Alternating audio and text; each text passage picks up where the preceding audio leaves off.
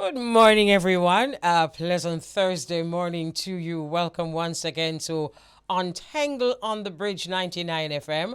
Want to say a very special morning to Roddy G. Say hello to them one day in the hospitality city for me, please, and thank you very much. Have yourself a wonderful rest of the day. And me hear you ball about the early morning. You think I easy something? I want to say morning to the entire Up and Go team working hard behind the scenes. And Richie, we're looking forward to seeing you first thing Monday morning. So thank you very much for joining us on the bridge. Of course, you know the bridge 99 FM. Go on. And we thank you very much also for our Untangle team. We work together till 1 in the afternoon. So it's now time for us to have a wonderful conversation with Ms Shelly-Ann. Good morning, Shelly-Ann. Good morning, good morning. How are you? I am doing fine, thank you. You know who you're talking to? I Sister think I Elise have Kelly, right? So we're gonna. Oh, yes, it is. All right, wonderful. So we can just refer to each other by name. So I'm just excited to talk to you. First of all, it is wonderful that we're celebrating or observing National Solid Waste Week, and we congratulate all those who are part of the Solid Agency crew, the clean team. I always love to see that on the truck, you know. So. Oh, okay. All right, bless up yourself. All right, so let's talk a little bit about yourself before we get into the work that you do. Tell us the community that you're from and a little bit about Shelly-Ann. Ah, Shelly-Ann is from I live in the Papine area, and I am. Oh Lord, what should I say now? I'm just me. I'm just simple, easygoing. That's just about it. That is just it. No, man, you're a strong woman. The other day I was telling somebody that she's a strong woman, and them said she said she don't want nobody else tell her say she's a strong woman. Cause them pack up the whole I work for strong woman. Anyway, I know you're a strong woman, right? Yes, I am. All right. So you were actually a caregiver before you started. You work with National Solid Waste Agency? Yes, I was. Okay, so you were a caregiver. Tell us about that and what was that like for you? Caregiving was my passion because dealing with children, I have a passion dealing with children, and that it was fun. I used to take care of two boys for 18 years, and it was just fun until things changes whereby I just switched profession basically and started working with solid waste. But I would love to know what prompted you to switch profession, because you're a caregiver taking care of two boys. I know that can be quite a challenge, but it's inside, it's cool, it's you know, it's not as strenuous as being on the truck. So what prompted you to switch professions? Okay, what prompted me is that the family moved from Jamaica back to overseas. Oh. So that's who I was working with. Okay. And Yes. you love that family so much that you didn't think you could love another family? Yes, because when you know good people and good stuff, sometimes when you go out there, you meet up on something that is far different, and you don't really want to put yourself in a position whereby you just have a change of heart in doing what you love. I hear you loud and clear. All right, take us on the journey now from moving from caregiving to become what do you call yourself? I am a garbage collector. Okay, so take us on the journey from when you stopped being a caregiver to becoming a garbage collector. Well, the journey was pretty easy, and it was a no-brainer basically, because sitting at home doing absolutely nothing, and when the opportunity presents itself for me to do this work here, collecting garbage, it was a no-brainer for me, because when I heard the conversation being carried on, I said I would do it. It's no issue. The person looked at me and said, "You would?" I said, "Oh, sure, I would." Well, no, that leads me to my next question. How do your loved ones, those who close to you, how did they feel about the choice that you made? They did not believe. They didn't believe that I would actually do it. And they started looking, trying to find different jobs. And I was okay with doing what I was going to do. I can just picture your So family trying frantically to find another job because of for so many reasons. You're one brave woman. So okay, so you make up your mind and you decide that you are going to help to clean up this place. yes, Okay, all right. So tell us what happened on the first morning now when you went on that truck. the first morning the first morning I when I went on the truck, no, it was the first morning on the truck. When I went out there, just to learn because you just don't go out and just know. You learn, you watch and you observe, and I observe how they because there's a art to it. You don't just know. There's an art to it. You have to learn the art of it. What's the The art? art Yes, tell us the art of art. when you take up a drum, you don't just take it and rock it or shake it. No, there's a particular way of doing it. When you lift in a drum, you don't lift it with your back, you lift it with your knees. You go down and and you lift it, and when you place it on the truck, you have to brace yourself and just, if it's four, you're going to do it. At the same time, you bring it over and then you shake it together, or if you're alone going to roll it, you just brace yourself basically and just roll it and balance yourself and just roll it. So there's an art to it. Wow. A lot of times, for those of us who put out our garbage, there are times when there are bottles in the garbage bin and broken bottles or broken glass of some sort.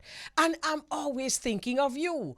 I'm always thinking of, I hope these gentlemen, because they're mostly gentlemen, I hope these people realize that there is glass inside there. But then when I look at Ono, I realize that you have some gloves that supposed to can take care of that, right?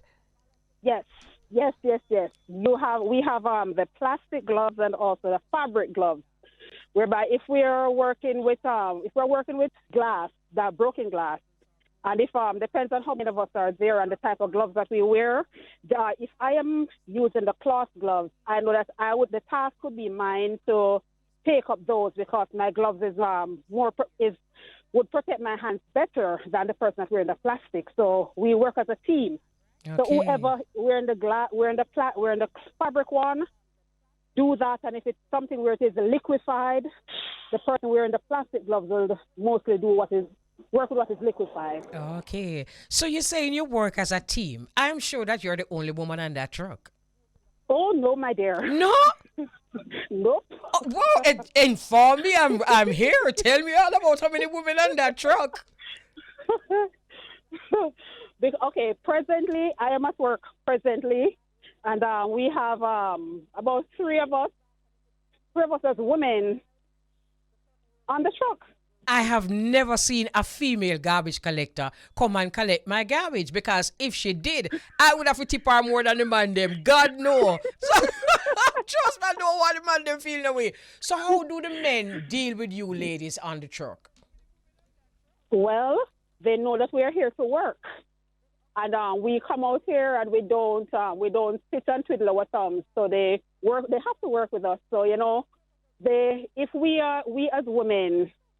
And we are doing something, and if we need help, we are not afraid to ask for it, and they are not afraid to assist us if we so do need help. So they appreciate us working with them. Okay, wonderful. All right, now, so let me ask you this now, Shelly-Ann. Since you've been collecting garbage, tell us one of the most interesting days you have ever had on that truck. So, most in terms of Anything. Whether you me never know some people dash with them or something, yeah. Whether anything at all. well, my days are always interesting because okay, sometimes we are out here and we come across different. I'm going to say customers or clients. We come across different people, Right. and sometimes some of them can be mean. Like the other day, case in point, like the other day when we went somewhere and we are there collecting garbage, and the lady came out and she put her hand on her Kimbo, and she was just there telling us off. Marcia, we're collecting your garbage. Why? For no reason, for absolutely no reason. There was no reason for her to be doing that. We didn't reach around to her gate as yet. It was part of a horseshoe, so we didn't reach around to her gate, but we were there doing what we were doing, and she just came out and Kimbo, and I'm saying, oh, wow. Oh, wow. So, so I guess she would be one of the people who have absolutely no respect for garbage collectors. For somebody Thank you like very much. her, tell me what would your response be to anyone who thinks that collecting garbage is beneath them or beneath anyone? Well, okay. Um, collecting garbage beneath them. A lot of people look down on us because they think that some of us are dumb, think that we are illiterate and we can't do anything and we don't know anything. We can't read nor or we can write. So they look down on us and say it's because we cannot do better while we go out there and do what we do. But no, it is not. But can I tell you something? Listening to you talk here now, I'm hoping that some of these people are listening to you speak because I'm sure that perhaps you have a better command of the English language than enough of them who is looking down on you. Not to mention how you acting at the inner the clothes them and the boots. Look here. They really need to hear you. So let me ask you this too, because unlike that lady, to be the only thing problem that I would have, you see, Shelly, and I'm going to be very honest with you. You see, if the garbage pile up and we don't see enough for this long time, the first question I'm gonna say, "Oh, what you did there?" Yes, and we would have an answer for you if you ask us that question. And what is usually the answer? The answer would usually be is where they send us, we have to go. I hear you. All right. So from Janet, now, I'm noticing that the garbage truck coming in the night. Why? Because they have two different shifts. So collecting garbage in the night, you hear the problem I have with that now, Shelly-Ann. We not get to hear the truck for carry out the garbage. Well, if you notice that your truck comes in the night, you just put it closer to the gate, whereby when they come, they because once they come and they see it, they'll move it. Yes, I hear you. Once they come and they see it, they'll move it. They're not just going to pass it by, no. So just put it a little bit closer to the gate, whereby, you know? Yeah. Well, I'm just enjoying talking to you because you are just really mashing up a lot of people's head right now. You know, all for that lady there hearing you know, she's supposed to say, is she that? Oh my goodness. All right, so that's that. I remember one night I me catch the garbage truck. I me run out and hear the garbage man him to me now. Away I do up them at time of night, yeah. I'm like, duh. Oh, I'm here to see you collect the garbage. But we really have a lot of fun with the man them collecting the garbage. And or I can't say the man them again. The people. The people Right. collecting the garbage. Let me ask you this. Though. Right. This is fast. Me fasting. What is one of the most interesting or different things you've ever seen in a garbage bin that you said to yourself, wow, oh, they made that show them here something here? Well, we have seen from a pin to an anchor. I can imagine. There's no one thing. There's no one set of anything. We have seen from a pin to an anchor. So it's not just any one thing. Okay. It can be anything. Yeah. Okay. So you're still getting the furniture and the old fridge and them kind of things. Pardon? You're still seeing the furniture and the old fridge and that kind of thing. Oh, yes. All right. How would you respond to this saying that someone's trash is somebody else's treasure? Have you ever had that experience of throwing out garbage and seeing that somebody else's trash is somebody else's treasure? Yes, I've seen that daily. I can imagine. Give us an example. Okay, because everything that goes on the dump has a value. Everything that someone shows out has a price on it when you take it to the dump. Wow. Like even food that has been cast away? No, not food. No, not food. No, not food items. Not food items. Like, okay, for instance, like you have your old pots and stuff like that. Mm-hmm. You have people that will gather them and sell them. Yes. Mm-hmm. Yes, so your garbage Your trash is someone else's treasure. Yes. There's a different system, like places like in the States where it's actually okay to put your things out on the front of your yard and people will just take it and use it. People who, not necessarily desperate will just take it up and use it. And I really wish that we had a system like that in Jamaica, because there are times when you yourself have some things that you don't want. You've given away so much to the people around you and you just kind of just want to just put it out and whosoever will may come. Yes, yes, yes, yes. Yeah. Wouldn't that be wonderful? It sure would be. It do happen sometimes when we go. Sometimes it all depends on the condition that it is in. Yes. Yes. Yeah, because if it is in usable condition, people are gonna move with it. Yes. Yes. Because you sometimes or someone will come out and say, I have this and this is what is wrong with it, or nothing is wrong with it. Do you want it? And they offer you and you take it. Sometimes, as I said, depends on the condition that it is in. Right, you're breaking up a little. Say that again. Because I am in the truck now and the truck is moving. Okay, all right. So we're going to wind up this. So people are found to call it thrifting. Have you ever seen, honestly now, have you or any of your colleagues ever seen anything on the truck where you say, me not dash with this, me want it? Oh, sure. Like what? Oh, sure. Oh, sure. Like what, Shelly-Ann? Oh Lord, okay. Sometimes sometimes we're here and I have a coworker that we work every day. We work together every day, and sometimes when we will see some things, and I am the one that sometimes will say, "Hey, barrel, come."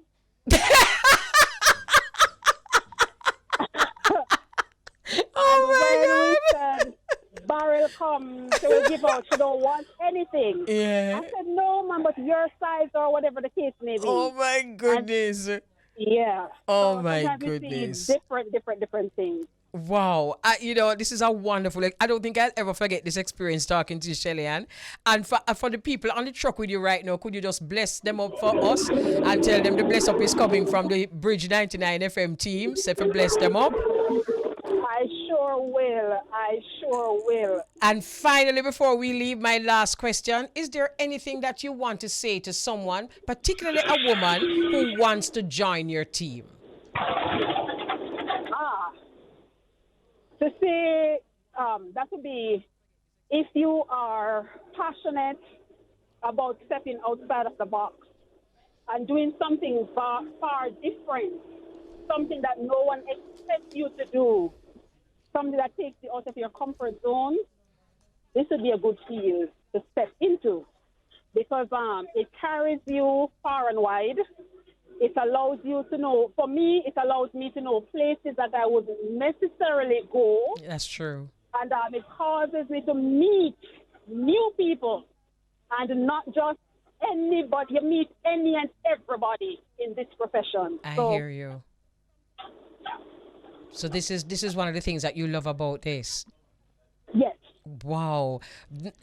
Shelly-Ann, really nice talking to you. I hope them pay you good, I mean, I ask you how much you get, but me just I hope so them pay you good, because trust me, when our garbage pile up on us is the worst thing that could ever happen. So when that clean team drive through, boy, we're glad for you, Have yourself a blessed day, my love. And again, bless up the team. I sure will, and thank you so much for having me. You're most welcome. Wow. For those who are listening, we are actually observing National Solid Waste Week, June 5 to 11.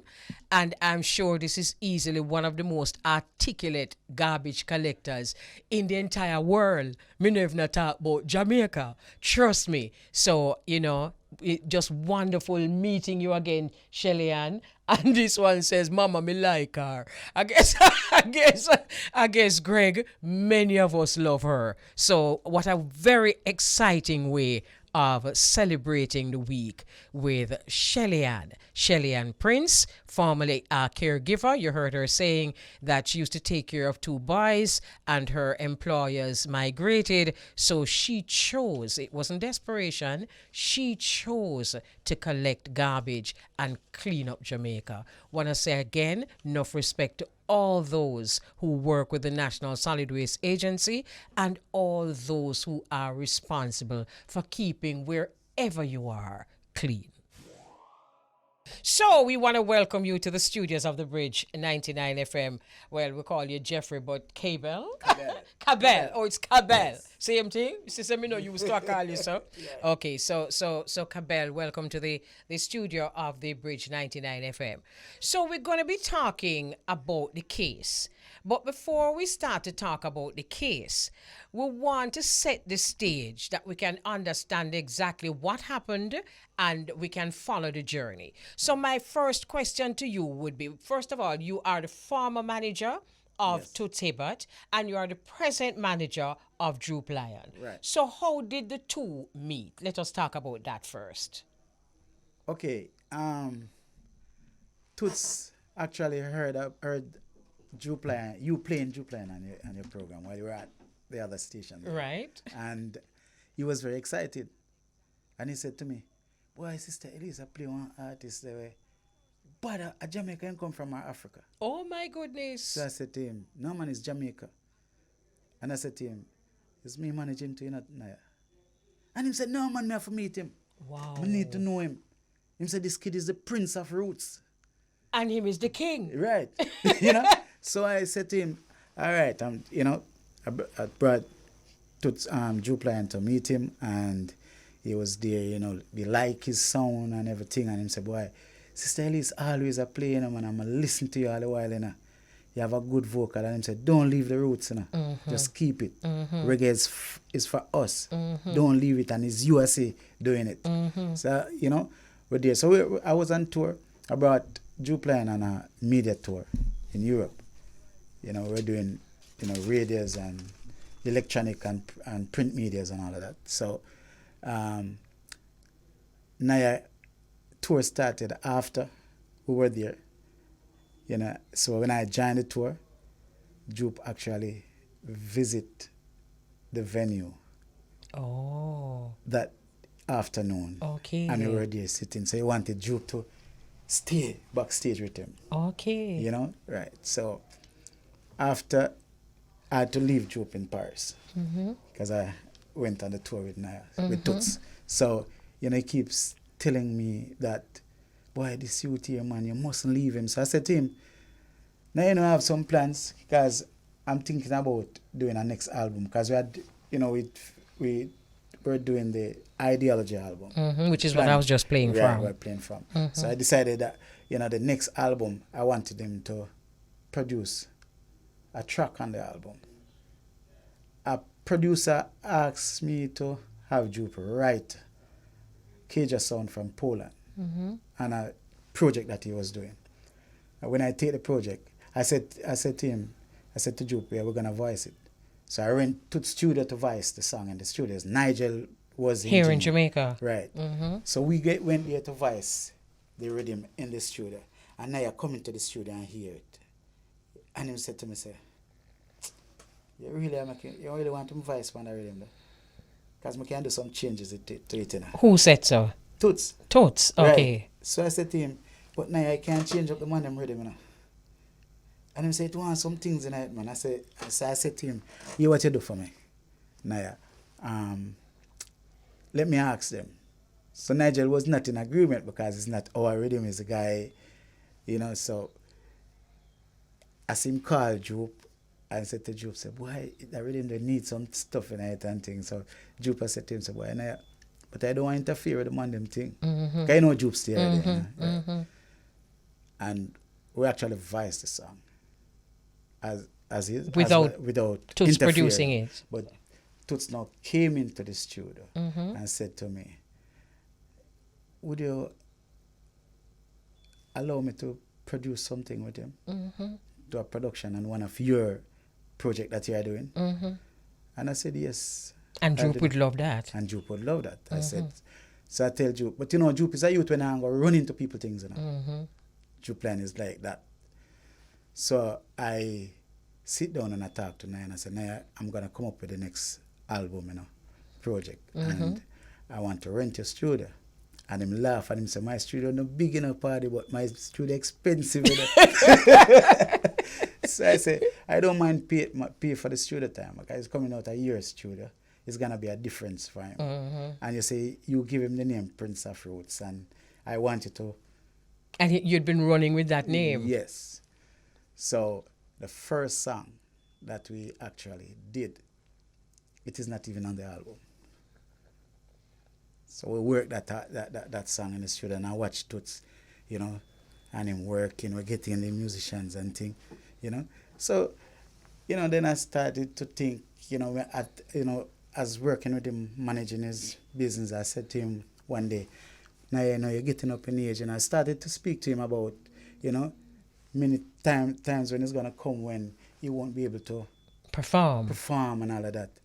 And him say, I chew in a party, so what me I gonna do? I said, and you keep saying the studio small. Hence, Toots buy a board. Nigel always tell him to do a better studio. And he paid a lot of money for this board. It's a custom built board. And it's the only board like this. It wasn't gonna be in the man didn't even get to see the board, you know. Oh my goodness. Before he passed. Right. All right, let's move it because there are so many things that we need to talk about. So Toots on this project was one of the producers. He's the main producer. Nigel is a co-producer. Oh, you have a co-producer, Right, which it's is Nigel, right, and you have a Nigel producer. Do a lot of co-production with Toots. All right. Most of the projects. Let us talk a little bit about industry. I gather from you that this is one of the questions that the judge asked. And it's a question that is very important. Right. And I would love my listeners to know the answer. So what is the difference between a producer, a co-producer, and an executive producer? Okay. The executive producer is the person who initiates the project. He is the financier of the project. So, you know, let's say I am going to build a house. So it's my initiative. So I bought my land. I would buy the hard drive. The hard drive would be the land. Right. Okay. So I'm going to build my house on that piece of land.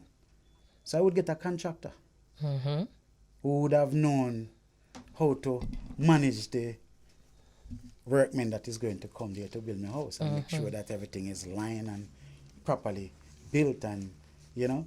So he now has to produce that house. He has to get that house built properly. I am paying him to pay the men that are working for him, which would be the musicians, right?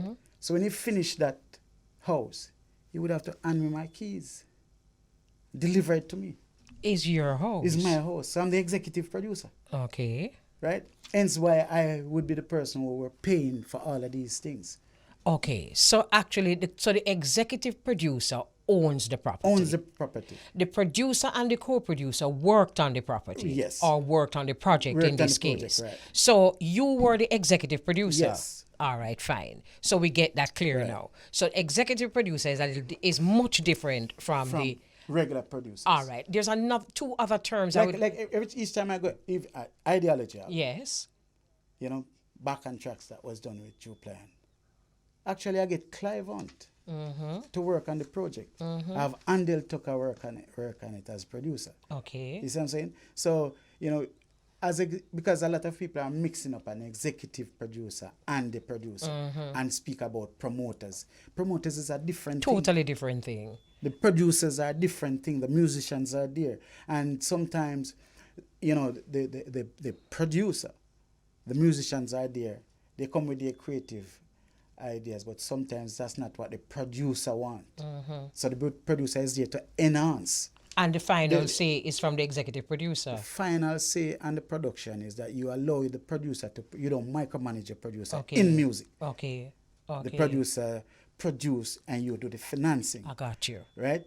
But what the overall thing is actually, yes, it's on the executive producer, but you can't micromanage and then change what the professional is. He's a professional producer. Absolutely. He knows the sounds. Okay. He knows what he's doing. All right. There are two other terms that I want you to clarify for me. Yes. authorship and ownership. Right. Is there a difference? And if there is, what's the difference? There's differences with authorship and ownership. Because I could ask somebody to write a song. Write a song for an artist. So we are for me, and it's a work for hire. So I would pay you for that. Then it becomes mine.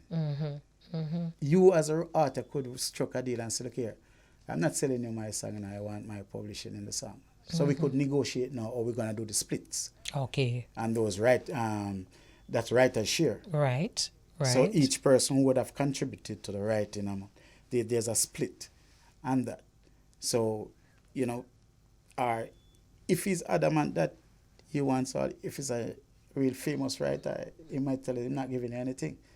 But because of the name, you would just want to go with it. And the artist becomes just a performer. Okay. And the composition. Okay. Because in a composition, there are different rights holders based on how it is negotiated. Okay, so Toots played an important role in the production and the composition. Yes. Just to clarify, were his vocals on the product? No.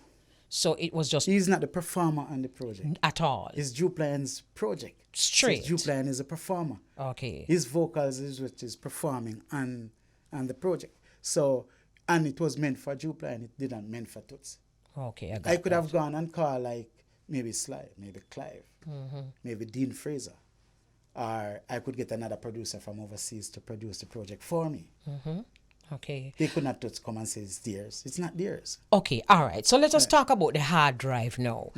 So the hard drive in question was actually in Toots's possession before he passed. So it was at his home. Actually, I handed my hard drive to Nigel Burrell, who was the engineer in the studio. Okay, So we were there working on the drive because I want to make this clear.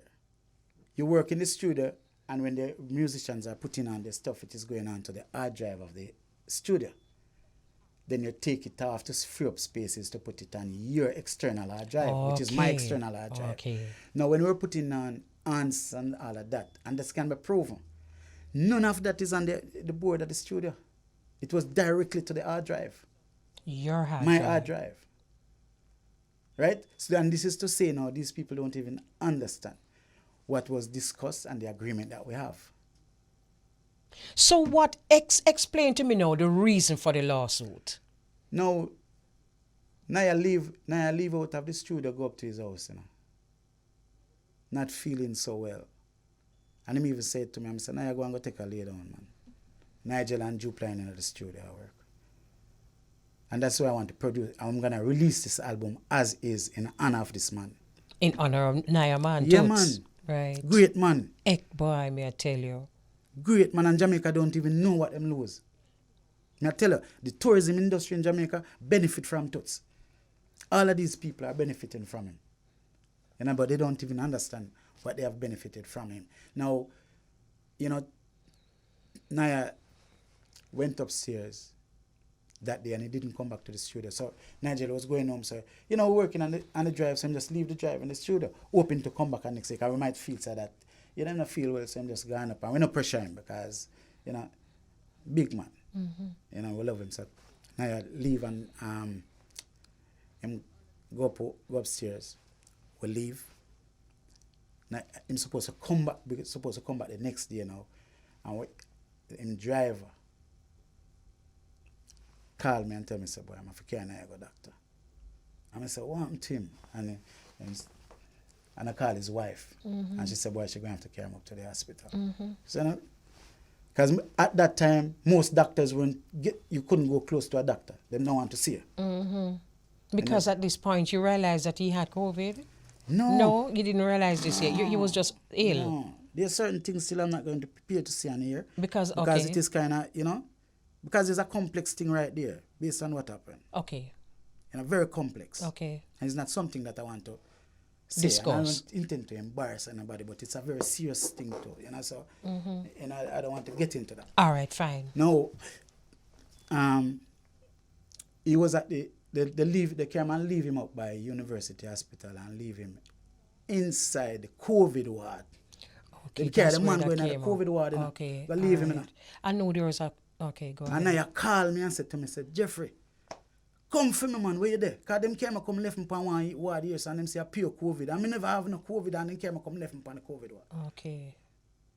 So I call the driver now and him said, Jeffrey, me I go for you and you call me too. So he went up to the hospital. When he went up there, I'm going to see him daughter, boyfriend, a pressure now to go back on the ward. You know. A pressure to go back on the ward, the COVID ward. You know. And him walk and left him and go in and him drive a car and say, carry me on my yard. All right, let's go back to the case because we have to be very careful with time. So the hard drive that is in question never left the possession of Tootsie's studio. No. So that would have meant that by the time you had this lawsuit, the hard drive would have been in, let us say, Tootsie's possession. Yes. That would have been very difficult to prove in a court of law that it is actually your hard drive. What was the defining moment inside of that court to prove? Let me say something. Yes. You see, it's in court. It's all about evidence and truthful evidence. And if you don't have evidence, why go to court? Why go to trial? I called Mrs. Siebert many times. I spoke to her. And she said, yes, I called his granddaughter, who is one of the executors. I went to speak to the lawyer who represent them. And the lawyer asked me to give some time, which I did. I got a news one day that his daughter was in the studio telling some people that me not getting back the hard drive. And as long as me live and Droop Lion, they will never see that song again. So it kind of triggered something in my dam. I said, really? After I'm calling them and talking to them about the hard drive, you know, I went to my lawyer now, and my lawyer said to me, say, write them and make it formal and request.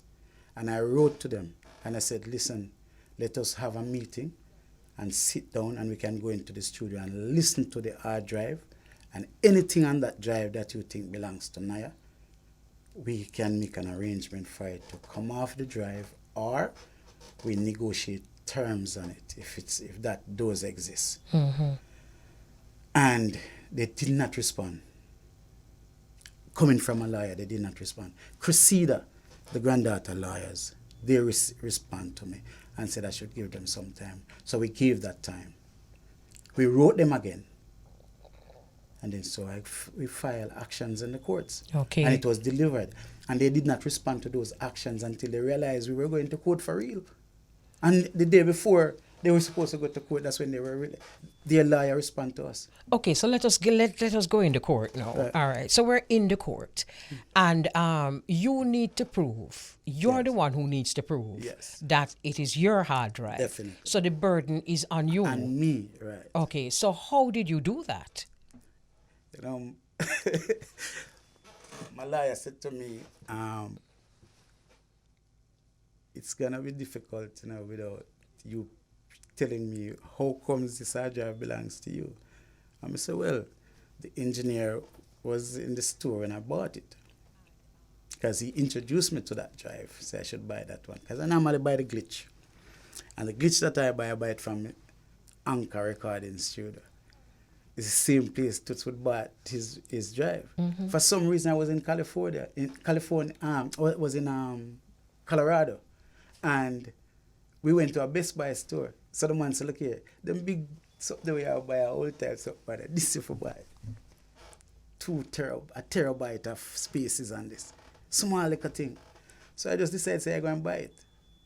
So if I did buy that one, if I did go in an Anchor and buy it, it would resemble Toots' hard drive. Toots have no hard drive in my studio look like that one.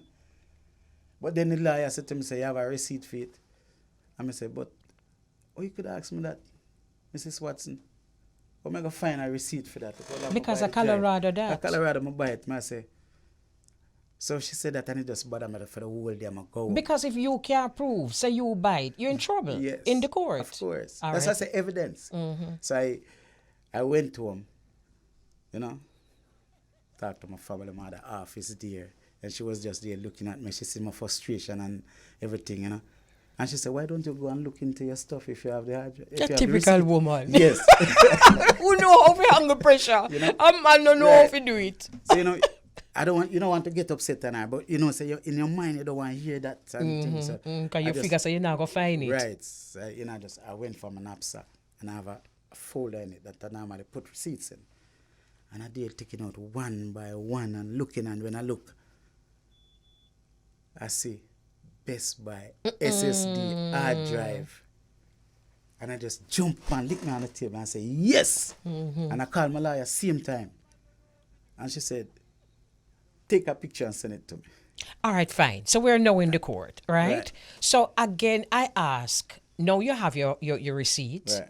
And, you know, at one point, I don't know where this came from, but the inability or the ability for a Jamaican court to try such a case was in question. Challenging. Yeah? Yes, all right, fine. So what is your opinion of the way the case was handled in a Jamaican court? And I ask this question because a lot of people in the industry might think that it cannot be done in a Jamaican court. Okay. You know, I have had lots of arguments with investors, record labels, publishers, people that I do business with, even booking agent. When they give me a document and tell me they want me to sign it under the laws of the United States, California law, New York law, the UK, French law, sometimes I'm getting pretty upset and, you know, I'm being frustrated, and they will say to me, but your system has not proven to us that they understand these things. Oh, so from an international perspective. Right, and this is my second landmark case in Jamaica. You know. This is the second one. I wish we could have heard the first one, but we need to hear this one. So if this is your second landmark case in Jamaica, you would have been fairly confident about the Jamaican courts. Of course, okay, if I can confident about because I don't plan to live nowhere else but Jamaica, right? And so my children, none of my youth them born out of Jamaica. Everybody born in Jamaica, and them have to grow up at Jamaica. So if I'm a part of the Commonwealth, it has to be about Jamaica for me to be in the Commonwealth. And if there's another jurisdiction, we will have to learn that jurisdiction, but I want them to have power within this jurisdiction. So my question again is, what was that defining moment inside that court that convinced the judge that this piece of property, this hardware, this hard drive was not only just yours, but it should be handed over to you? The evidence that I have bought my hard drive. The evidence that you bought the hard drive. And I have collaborative witness, as in the person who was in the studio with me, Mr. Nigel Burrell. And what was the evidence given on the what would that be? The content of the drive. So you got a chance to review the content on the drive in the court? Yeah, man. Then when we go to mediation and go into the studio, man, we go to Grafton studio to listen it with the attorneys and everybody. And guess what? When I was there we look at the drive, you know. Did you know that while it was in court, they didn't even get a court order, you know? And their lawyer said he instruct them to go into the studio and open my drive. They bunks all my files. It's a criminal case that is there pending for them. So, you know, okay, fine. We're coming up to the time when we soon leave. And before we leave, though, I really want this case to be a lesson or a learning process for those in the media. Yes, so what was the lesson that you learned about this particular case as it relates to copyright? And also, what would be the lesson that you would want to pass on to those who might find themselves in a similar situation? You know what I would want to say now? I would want to say to everybody who is doing business, especially when it comes to copyright or any, use proper documents and have signatures in this age and time, because you know something, we have a friend I know you and me do a business with them, I just carry the money come and say, stay, hold that man. And sometimes if I ask for a receipt, you might get upset and say, you not trust me? See him, sir. You really want receipt from me? See him, sir. And it sometimes it shatter the relationship going forward. because this is how we practice things. Yes. Now I'm saying now, it's better you now vex with me if you go and collect my money and not giving me the receipt. Yeah, I come end the relationship. Because you know something, Jeffrey, as we talk here now, yes. if Naya was here, right. if he hadn't passed, this gonna happen. The reality is that because of the close relationship with yourself and right. Naya, you probably wouldn't even think that it would reach this stage. I think it would be an insult to ask it him would for have a receipt. been exactly. So I go ask to for a receipt. When I look for me and say, you really, Paddy, I really that you do to me. He would have vexed. But then we have to learn the lesson. Yes, we have Paddy, to learn the lesson. oh ye know Paddy. Just because of what this particular case taught you. And the precedent that has been set requires for us now to follow good practices. Yes. Wow. So where do you go from here? The judge did what? Said what? The judge ordered them to return my hard drive immediately on Wednesday of last week. 2 days what? Today is Thursday. And the man don't give him a hard drive. And the court say if everybody was in the court, and understand that's the orders of the court and they should give me. No, if I take the necessary actions, and I'm sure I don't know, because I Toots wife, man, I don't want nobody go to jail. This so people sad. Can go to jail and I'm a friend. Look here, I'm a general. I know this. You know my relationship yes. with you. You think me could have really know, say, Toots would have really know, could have ever believed, say, me could have carried my wife go. Because I don't really care about others, you know. But you see my wife? Yeah, man. Yeah, no want that. Yeah, man, you don't want that. I can't step harder now, you know. You know something, but, Jeffrey? You know? I invited you into the studio to talk not just about the case, but about best practices when it comes to copyright. Yes, ma'am. And it is to me, is a very, although it's a victory on one side, it is also very sad on another side. Very sad. Because you're talking about someone who you call your general, his family. But then what do you do when them have your property? And look here, let me tell you something.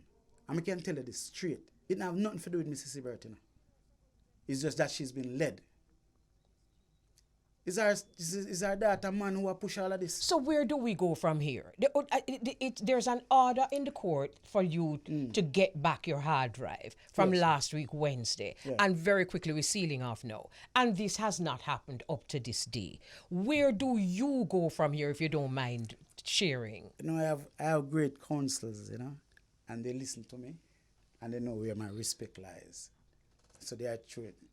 You going smoothly to ensure that persons that we have respect and love for don't get hurt. Look here. So, you know, my counselor is dealing with it. I got you. Yeah. And, you know, at the end of the day, what we're happy about is that it will be freed up at some point. Of course. And, you see, we are always going to be on the side of the artist. Because the longer it takes in court and the longer it is drawn out. And more money for you know, because damages, you know. But right now I have people coming also down Monday, business partners from overseas will be in this island to speak to Droop Lion. I have lost a major deal, a 3-album deal, last from a major record label with Droop Lion because of this. I could not deliver. We're going to seal up now. And part of those people are other persons that we engage will be in the island on Monday. You know, as we seal up, it is so very important that you come to some amicable agreement because it is holding up. Amicable man, because I'm going to get what? No. I know. I use amicable advisedly. Yes. But where I sit, because I know how close you are to Nyaman and the family. Man. But you also need to free up Droop Lion music. No, look at that now. It's because Droop Lion know how much I care about his music and his thing. Why I could still say that I manage Droop Lion. I wish artists would get mad and upset over so long. I got to go. Yeah. But there are less. Thank you very much for coming inside the studio because, you know, we hardly get a chance to talk about this part of the industry, this part of the music. Very important. And there's the money there. And there's the money there. And there's everything there. And the business part of the thing that. So we just want to say. This court ruling. Yes. Allow for people now to more fight confident for their rights, here in Jamaica, in this jurisdiction. Absolutely. I respect the court of Jamaica now to know that they are able to give a 55-page judgment on a case 55 like pages. 55 pages. We got to go Yeah. because Nikki Z comes up right now. Okay. But we just want to just thrash it out. We have, and for those who didn't understand it, I'm sure that Jeffrey has been very clear about exactly what happened. Now we can continue this conversation off the air. Right. We can continue a conversation about your copyright, my copyright, and everyone's copyright is something that we have to talk about and we have to understand. And we can bring the lawyers here.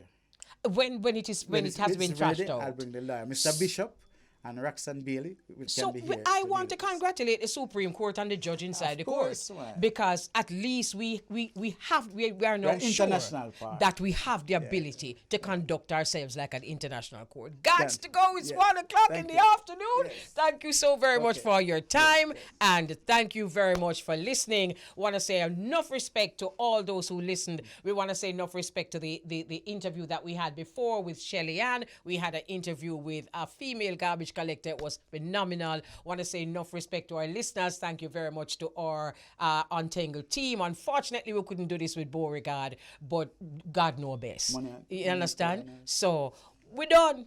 Yes, We're done.